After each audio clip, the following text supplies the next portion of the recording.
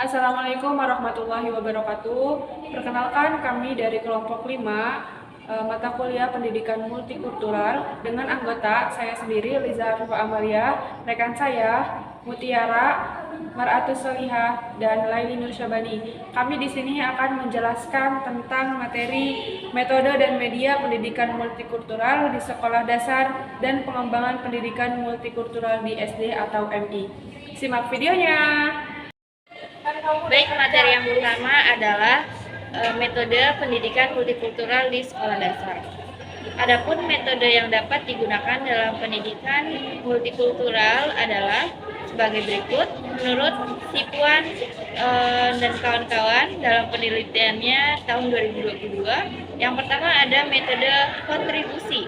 Dalam penerapan metode ini, peserta didik diajak untuk berpartisipasi dalam memahami dan mengapresiasi kultur lain. Di antara lain dengan menyertakan peserta didik memilih buku bacaan bersama, kemudian mengapresiasi event-event di bidang keagamaan maupun kebudayaan yang terdapat dalam kehidupan masyarakat. Nah, yang kedua, metode pengayaan. Metode ini memperkaya kurikulum dengan literatur dari masyarakat yang berbeda kultur atau agamanya. Penerapan metode ini yaitu dengan mengajak peserta didik untuk menilai dan menguji, kemudian mengapresiasikan cara pandangnya. Nah, selanjutnya ada metode transformatif. Metode ini berbeda dengan kedua metode sebelumnya. Metode ini memungkinkan peserta didik melihat konsep-konsep dari sejumlah perspektif budaya, etnik, dan agama secara kritis. Kemudian yang terakhir ada metode pembuatan keputusan dan aksi sosial. Metode ini mengintegrasikan metode transformasi dengan aktivitas nyata di masyarakat, yang artinya peserta didik tidak hanya berhenti pada penguasaan teori, tetapi juga terjun langsung di masyarakat untuk menerapkan teori-teori yang mereka peroleh di sekolah. Selanjutnya akan dipaparkan oleh rekan saya, Mutiara. Selanjutnya yaitu media pembelajaran yang digunakan dalam pendidikan multikultural di sekolah dasar. Yang pertama yaitu media video. Dengan ini guru dapat menayangkan video tentang sejarah budaya dan kentalnya kegiatan gotong royong antar suku yang berbeda. Dengan video ini akan memperkaya pengetahuan budaya peserta didik dan dapat memberikan sikap saling menghargai. Selanjutnya itu bisa menggunakan gambar dan juga observasi secara langsung mengenai adat istiadat atau keragaman budaya yang lainnya. Selanjutnya yaitu perkembangan pendidikan multikultural di SD atau MI.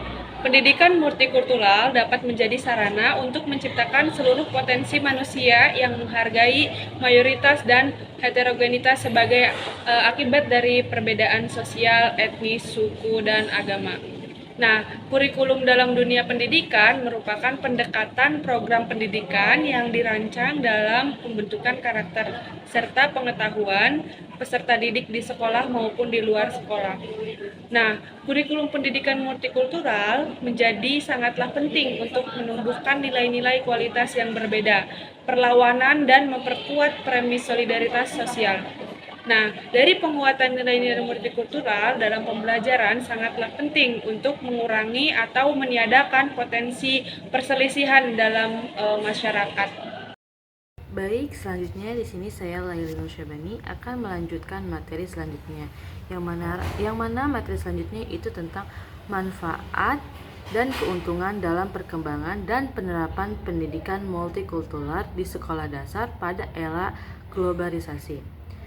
Yang pertama yaitu pemahaman yang lebih mendalam tentang keragaman budaya, memungkinkan peserta didik untuk memahami dan menghargai perbedaan budaya, agama, dan tradisi, dan bisa membantu mengurangi prasangka dan meningkatkannya rasa toleransi.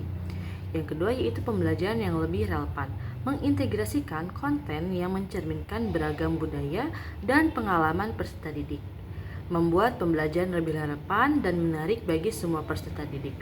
Hal ini menghasilkan lingkungan belajar yang inklusif di mana peserta didik belajar untuk menghormati perbedaan dan berinteraksi dengan pemahaman yang lebih mendalam.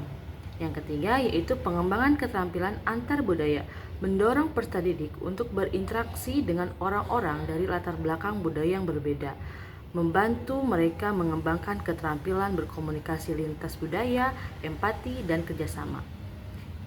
Yang keempat adalah penguatan identitas, yaitu memberikan kesempatan kepada peserta didik untuk merayakan dan mempertahankan identitas budaya mereka sendiri sambil menghargai dan memahami budaya orang lain dengan mengalami perubahan seiring perjalannya waktu karena interaksi antar kelompok budaya yang berbeda.